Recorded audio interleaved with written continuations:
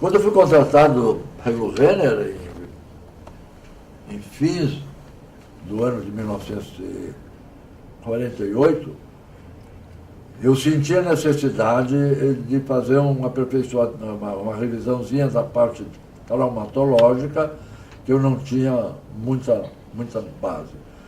E eu soube na época que o pronto-socorro, através do diretor do setor de traumatologia, Dr. Sérgio Curti, estava abrindo inscrições para o primeiro curso de traumatologia do Hospital de Pronto-Socorro. E eu, então, me matriculei nesse curso, que durou uns 2 ou 3 meses, e onde, então, complementei aquilo que eu já tinha aprendido na faculdade, mas que foi complementado nesse curso do pronto-socorro. E quando eu terminei o curso, o doutor Sérgio Curtis me perguntou se eu não queria ficar trabalhando no setor de traumatologia do pronto-socorro, porque um dos plantonistas tinha pedido 2 anos de licença para tratamento de interesses pessoais. Tem isso na licença para tratamento de interesses. Parece que é isso. Era um colega que tinha vindo do interior, mas chegou aqui e viu que não tinha condições de se manter só como ordenado do pronto-socorro, então resolveu voltar para a sua localidade, onde tinha trabalhado no interior, onde ficou mais 2 anos, então, criasse melhores condições para ele, então, se preparar para se mudar para Porto Alegre. E eu, então, em seguida, aceitei e comecei a trabalhar no pronto-socorro, então, completando a equipe de 7 traumatologistas do pronto-socorro, que trabalhavam 24 horas por semana e que continuavam atendendo os doentes hospitalizados durante o seu plantão. O trabalho no pronto-socorro era um trabalho muito traumatizante, e se a gente pegasse no plantão umas 2 ou 3 fraturas expostas, passava o plantão inteiro operando na sala de cirurgia. Era muito difícil o problema. Mas eu trago do pronto-socorro recordações muito grandes, era um grupo muito amigo, se ajudavam uns aos outros, e aprendi muito no pronto-socorro, e nele estabeleci a base da minha formação profissional. Eu, quando me formei, já era comprometido com a minha mulher. E eu disse para ela o seguinte, que quando eu estivesse ganhando 5 contos de réis, aí nós íamos casar. Eu comecei a vida ganhando R$ 550 do pronto-socorro, e quando eu comecei no Renner, eles me perguntaram, nunca tinham, sabiam o que é. Olha, eu trabalho no pronto-socorro, onde eu dou um plantão de 24 horas por semana, e continuo atendendo os doentes que baixam no meu plantão, eu recebo R$ 550. Não, nós vamos lhe pagar o mesmo R$ 550. Então eu comecei a minha vida ganhando 1 conto e R$ 100. E naquele tempo se fazia clínica particular, né? Havia possibilidade de fazer clínica particular. Eu, com isso, eu auxiliava diversos colegas. Eu fui interno e depois assistente da enfermaria do Jaci Monteiro, onde eu fiz toda a minha formação cirúrgica. Devo muito a ele e aos assistentes da disciplina. Eu auxiliava o Dr. Sérgio Curtis, que a partir daí eu passei a auxiliar as cirurgias dele e ele as minhas, começamos a trabalhar juntos. Eu auxiliava o Dr. Balbino Marcos da Rocha, então, com esses auxílios e com a minha clínica particular, 3 anos depois, eu me casei. Constituí família com a minha mulher, mas demorei muito a encomendar o meu primeiro filho, porque trabalhava com raio-x. E quem trabalha com raio-x corre o risco de malformações fetais. Né? Então, isso aí foi muito difícil. Além disso, eu chegava fim de semana, sábado, domingo, estava as voltas de futebol, jogo no interior do estado, concentração e tal, então não podia mesmo me dedicar. Até que em 1958 eu consegui uma licença-prêmio no pronto-socorro, então fiquei afastado por 90 dias do raio-x e encomendei então o meu primeiro filho, que por infelicidade a minha mulher teve eclâmpsia, conseguiu se salvar ela e o feto, por muita sorte. A minha filha nasceu com 7 meses, foi para casa numa caixa de sapato, naquele tempo que não tinha berçário de recém-nascido, não é o nome? Berçário. E então a coisa foi muito, muito difícil e por causa da eclâmpsia da minha mulher, que chegou a fazer uma hipertensão de 28, com lesão de fundo de olho, com problema e tal.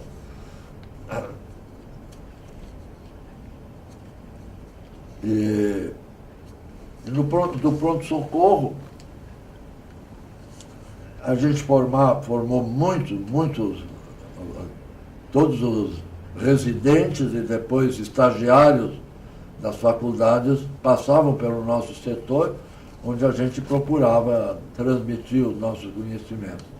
E desde o primeiro ano, depois que houve o primeiro curso de traumatologia do pronto-socorro, o pronto-socorro começou a realizar cursos de traumatologia, que no começo a gente não ensinava o que tinha que fazer, ensinava o que não devia de fazer. Porque às vezes pega uma fratura exposta de perna. Aí estão ali aqueles ossos pedindo para botar um parafuso e uma placa. E o pessoal não tinha dúvida, né? Sacava a placa de parafuso e ia para a amputação de perna sistematicamente. Porque a fratura exposta é considerada uma fratura infectada. Então, o que tem que fazer é fazer uma limpeza do campus da fratura exposta, retirando todos os possíveis focos de infecção, mexer o menos possível no osso para, no segundo tempo, fazer o tratamento da fratura em si e nunca, já de saída, querer botar corpo estranho, metal, essa coisa toda que infesta. Que nós recebíamos de gente do interior que chegava já com gangrena de perna, gangrena de braço. Deixa eu lhe fazer uma pergunta sobre o pronto-socorro. O senhor era médico do pronto-socorro quando houve aquele acidente com o CPOR? Ah, foi muito bem lembrado. Foi o dia que eu mais trabalhei na minha vida. Ao meio-dia, eu me sentei na mesa para almoçar e o meu irmão, esse que estava estudando medicina, que estava no CPOR, me telefonou dizendo que tinha se acidentado e para mim dar uma chegada no hospital Petrópolis. Durante uma instrução no CPOR de uma mina, os alunos todos distribuídos em círculo em volta da mina, e a mina detonou. Então foi uma coisa terrível, morreu gente de montão, gente da alta sociedade. E o meu irmão de criação, quando chegou no pronto-socorro, ele viu que não ia ser atendido. Tal o volume de gente, e ele teve a perspicácia de pegar mais 4, pegou um táxi, foi para o Hospital Petrópolis e me telefonou. Aí eu cheguei, atendi ele sofreu uma amputação de 4 dedos da mão e tinha uns estilhaços disseminados pelo corpo. Então eu regularizei as amputações, não tinha mais o que fazer, hospitalizei em observação, mandei chamar o diretor do hospital, o doutor Luiz Felipe Vieira, que atendeu um outro, aí eu atendi outro, e quando terminei o segundo, ainda entrei na cirurgia do outro doutor Luiz Felipe Vieira, aí deixamos os 5 hospitalizados e eu fui com ele que nos avisaram que o pronto-socorro estava pedindo que todos os médicos que tivessem possibilidade, que pudessem ajudar, fossem para lá, porque eles não estavam. Então, quando eu passei, eu morava na Cidade Baixa, e eu vinha ali pela Oswaldo Aranha. Quando eu cheguei ali pelo cinema Baltimore, já estava o trânsito todo interrompido, gente já ocupando, para passar no pronto-socorro, a polícia teve que me liberar para mim poder passar. E eu nem perguntei o que era, porque estava preocupado com o problema do meu irmão lá no pessoal. E quando nós terminamos o atendimento, eu e o Luiz Felipe fomos para o pronto-socorro, entramos lá dentro, e ainda eu entrei numa cirurgia de tórax, ali que tinha recebido os estudiantes. Depois entrei numa cirurgia abdominal, depois fiz uma anestesia, porque não tinha anestesia numa cirurgia menor, e terminei entrando com o Valério Malinsky numa cirurgia de face, que a granada arrancou metade da face do rapaz. Então fizemos o restabelecimento da pele, e depois o Dr. Valério Malinsky, que estava começando a fazer cirurgia plástica, também continuou, fez um enxerto de costela para refazer o maxilar inferior e conseguiu recompor, mas não, claro, como era antes, mas pelo menos voltou a funcionar o problema. Eu saí do hospital umas 2 horas da madrugada, tendo começado um pouco antes do meio-dia. Foi o dia que eu mais trabalhei mesmo. Pouco tempo depois, houve um outro incidente num quartel que tem ali naquela rua da Unimed, na Santa Terezinha, tem um quartel ali, houve a mesma coisa. Explodiu uma granada ali no sargento também, matou. Isso aí foi meio encoberto do CEPOER, foi divulgado, porque tinha gente ali, colega nosso, o Pisato perdeu um olho. Em que ano foi, doutor, esse incidente do CPOR? Isso deve ter sido lá pela década de 60. Não, 50. Mais ou menos. Fim de 50, começo de 60. Mais ou menos por aí. Né? Doutor, ainda sobre o HPS, o fato que o senhor mencionou ali anteriormente, sobre a questão de como que o senhor entrou lá no HPS, aquela questão do movimento antissemita. Como é que foi isso? Eu fiquei curioso por essa... Quando houve uma propaganda, o que aconteceu? De ingresso como interno do pronto-socorro, não sei porquê, eles reprovaram todos os israelitas, não entrou nenhum israelita. Não era uma propaganda difundida. Não, foi um ano isso, não sei por que foi isso aí, eu nunca procurei esclarecer também. Que ano era isso? 46.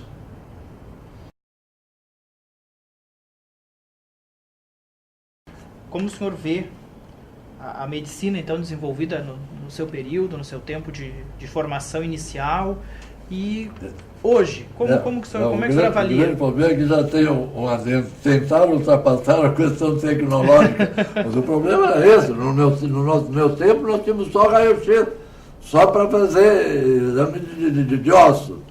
Ou então, ele tinha que tomar o nome do negócio aqui, eles estão ali para... Contraste. O contraste para aparecer. E hoje em dia, o que a gente nota é que no nosso tempo o médico procurava um exame clínico mais acurado, procurava sinais. Hoje em dia a anamnese e o exame clínico são superados pelos exames complementares de diagnóstico que existem e que, se a gente não pede, está incorrendo em erro. Né? Então é mais fácil pedir uma ressonância magnética, que vai te dar partes moles e tudo que normalmente não aparece, isso é. Mas, claro, hoje em dia a formação é muito melhor. A gente saía do hospital assim. Hoje em dia eu acho que é mais porque tem mais facilidade de aprendizado do que havia no nosso tempo. Apenas, eu acho que os médicos do nosso tempo eram mais meticulosos, porque eram obrigados a se valer dos recursos de um bom exame, de uma boa anamnese, uma vez que hoje em dia é substituído pelos exames complementares. Eu acho que isso é a base do negócio. Né?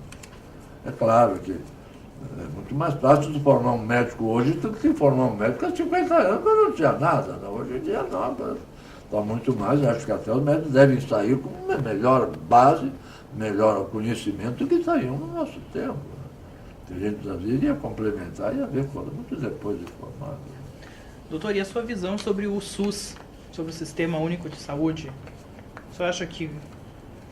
O senhor passou por os outros institutos, né? Eu assisti uma palestra de um colega nosso que disse assim: nos Estados Unidos, 50 milhões de americanos, se tiverem um infarto de miocárdio na frente de um hospital, morrem na calçada porque não são atendidos. Isso não acontece aqui no Brasil, aqui pelo menos se tenta dar um atendimento, porque o SUS atende a todo mundo indiferentemente, todo mundo tem direito a ser atendido pelo SUS. Agora, a natureza deste atendimento é que é o grande problema. Né? Eu acho que está sendo muito deficitário ainda. Né? A gente vê gente esperar 3, 4 anos para fazer uma cirurgia, não pode acontecer. Né? Mas a gente tem que fazer uma cirurgia e não podemos fazer porque não tem quem te faça. Né? Por outro lado, esse país é tão grande que se torna inadministrável. Essa é a grande situação. Né?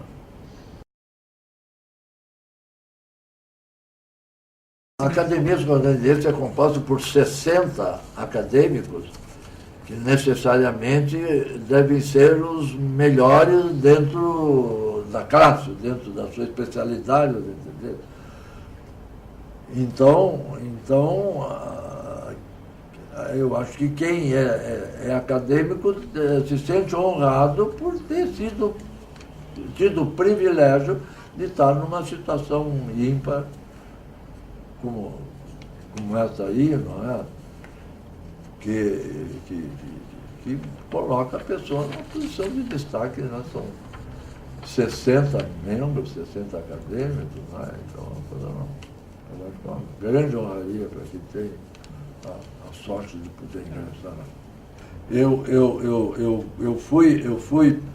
Trabalhei numa das diretorias do Departamento de Ortopedia e Traumatologia da ANRIG, da Associação Médica.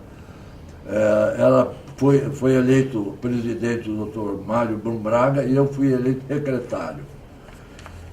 As sessões eram feitas mensalmente e nós conseguimos realizar sessões semanais.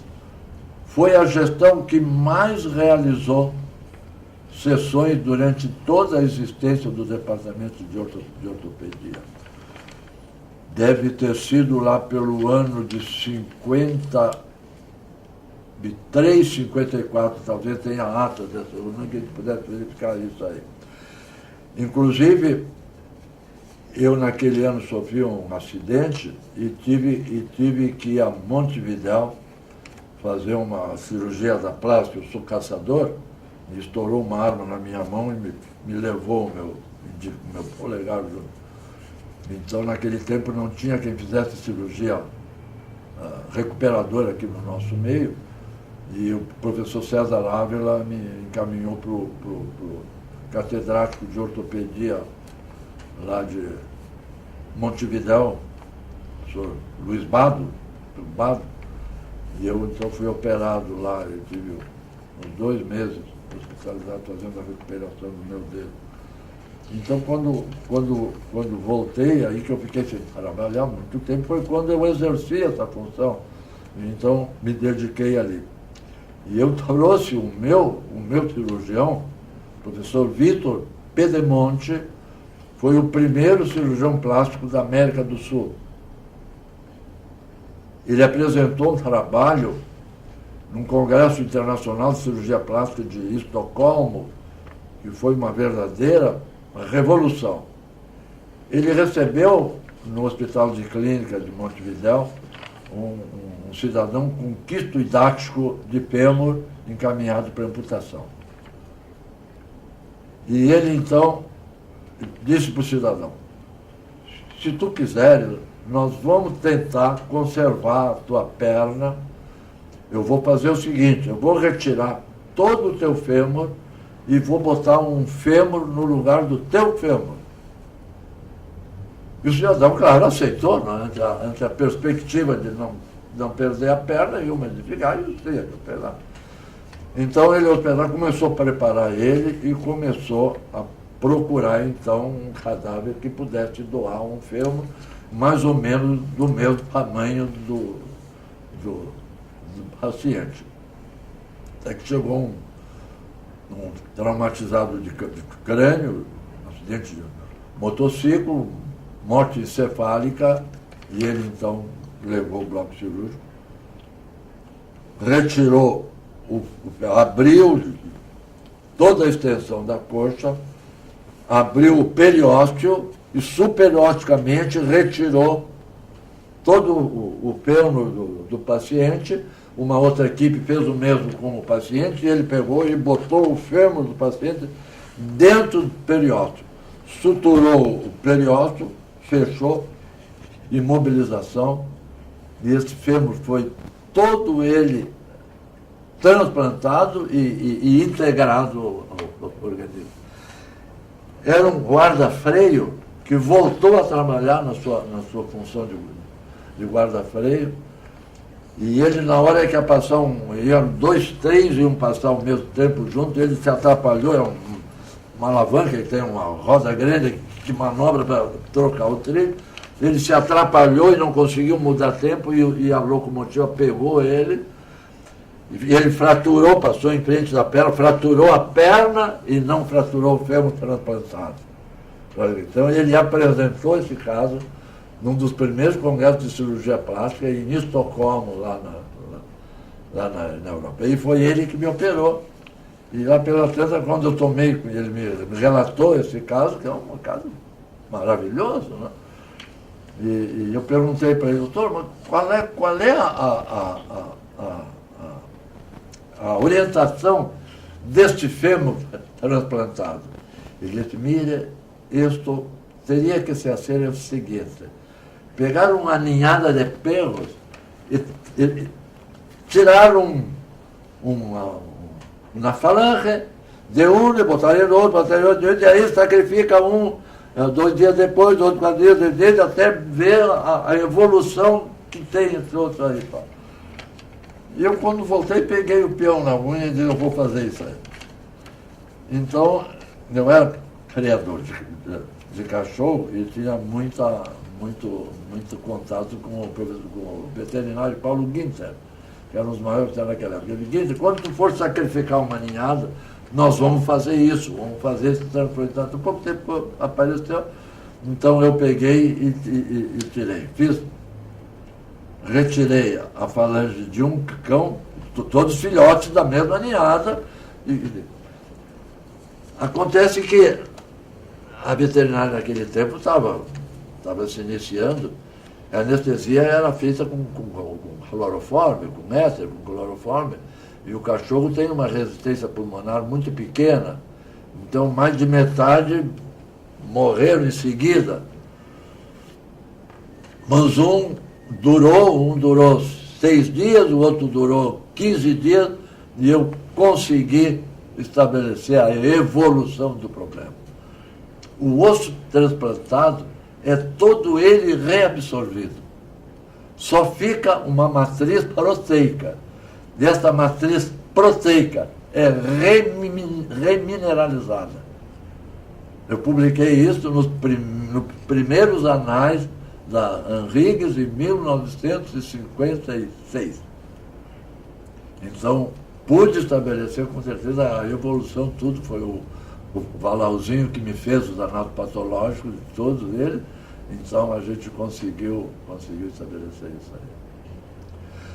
E essa minha atividade no departamento, eu inclusive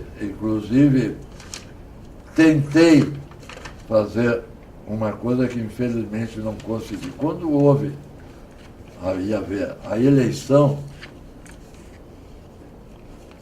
eu consegui procuração, quase todos os meus colegas do pronto-socorro, e fiquei com uma influência eleitoral dentro do departamento muito, muito interessante. E eu negociei a presidência do departamento com um colega, desde que ele assumisse o compromisso de lançar um candidato nosso do pronto-socorro para a presidência da Sociedade Brasileira de Ortopedia e Traumatologia. E ele se comprometeu, e nós elegemos ele foi presidente, e na hora da escolha ele nos traiu e não votou para não votar no Dr. Sérgio Curtis, que era o nosso chefe lá no pronto-socorro, e que teria sido um grande presidente do congresso que se realizou aqui. Infelizmente não foi, porque nós fomos traídos por esse presidente, que eu não vou citar o nome. Essa foi a minha parte. Eu nunca trabalhei em diretoria nem da ANRIG, nem do sindicato e nem do Conselho Regional de Medicina. Mas sou jubilado por todos eles e continuo colaborando. Agora o Conselho e a ANRIG estão reunindo os médicos jubilados. Tu frequenta lá no museu os nosso sarau, é um grande apreciador, né, desse trabalho. A gente sabe também que o senhor canta, né? Como que foi o seu envolvimento com a música? Como se deu isso? Eu sou cantor de banheiro. No sábado à tarde, preparando para o fim de semana, para o baile da reitoria, né? A gente tomava o banho. E a vizinhança já sabia mais ou menos a hora que eu ia para o banheiro. Que aí o banho todo era com verdadeiros concertos, né? E eu sempre cantei, eu tive sempre grupos de amigos que tocavam violão, seresta, essa coisa toda. Cheguei a fazer parte da Serenata Universitária no tempo do Teles. E a Associação Médica sempre teve projetos culturais ligados à música.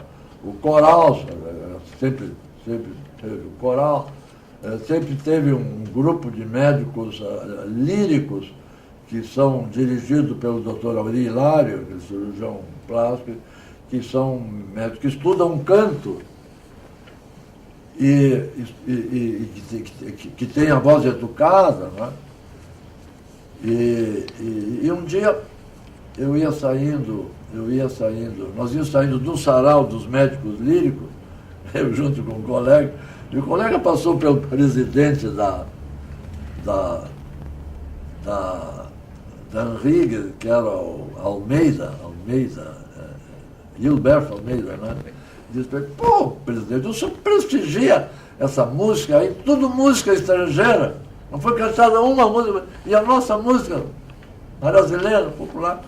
Ele disse: não, é que nunca houve ninguém, mas vocês formem um grupo, nós vamos prestigiar e vamos ajudar da mesma forma que estamos prestigiando os livros daí.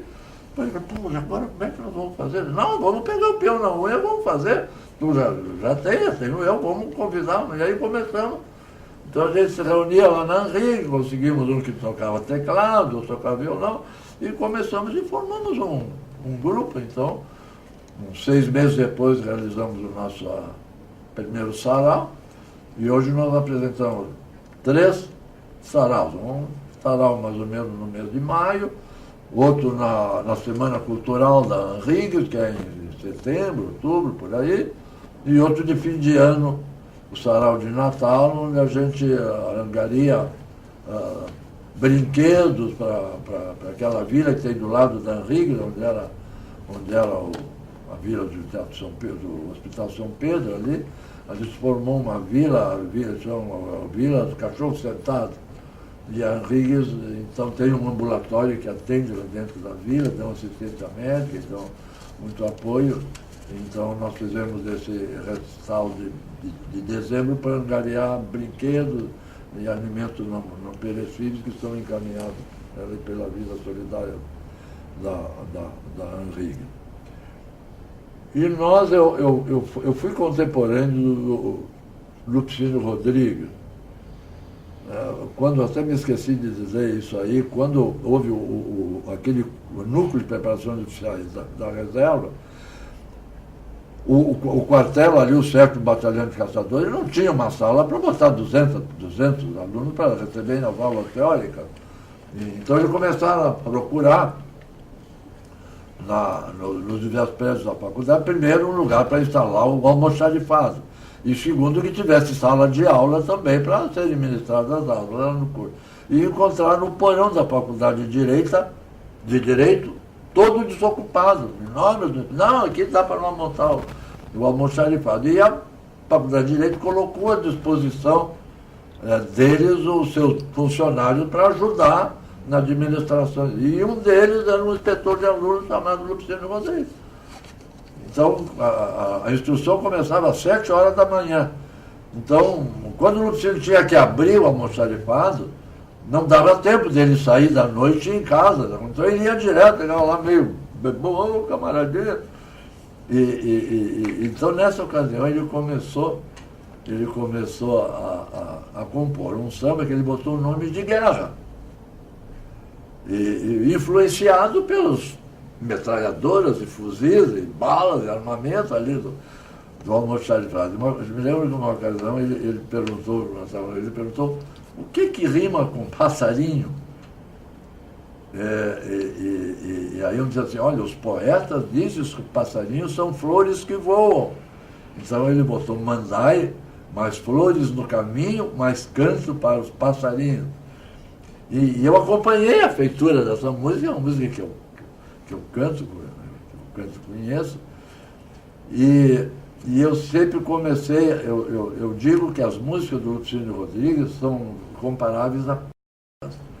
Existem pérolas que as ostras que as elaboram, dadivosamente as oferecem para que elas ornem o colo das mais lindas e nobres mulheres. Então são pérolas visíveis, que todo mundo vê. Então as pérolas visíveis são as músicas conhecidas, que todo mundo conhece.